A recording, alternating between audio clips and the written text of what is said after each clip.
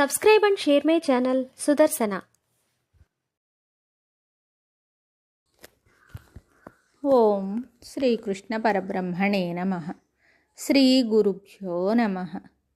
శ్రీమద్భగవద్గీత 18వ అధ్యాయము మోక్ష సన్యాస యోగము 42వ శ్లోకము.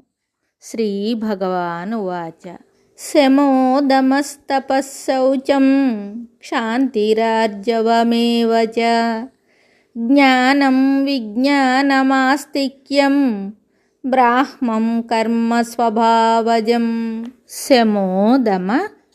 శమోదమ స్తపస్సౌచం క్షాంతి రార్జవ మేవచ జ్ఞానం విజ్ఞాన మాస్తిక్యం బ్రాహ్మం కర్మ స్వభావజం. సమోదమస్తపస్సౌచం క్షాంతిరార్జవమేవ చ జ్ఞానం విజ్ఞానమాస్తిక్యం బ్రాహ్మం కర్మ స్వభావజం. ఈ శ్లోకమునకు భావము భగవానుడు చెప్తున్నాడు.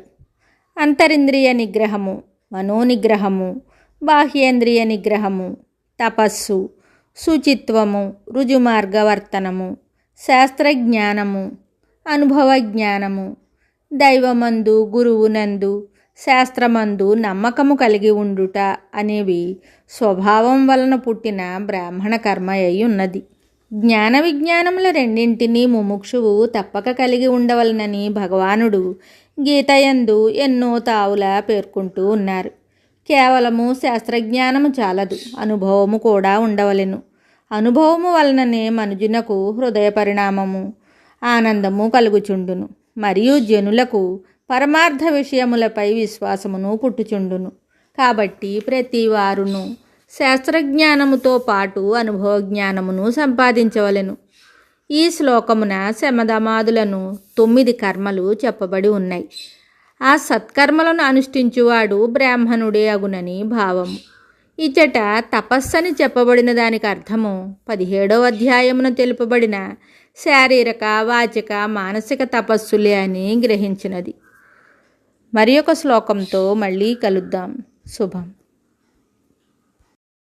Subscribe and share my channel Sudarsana.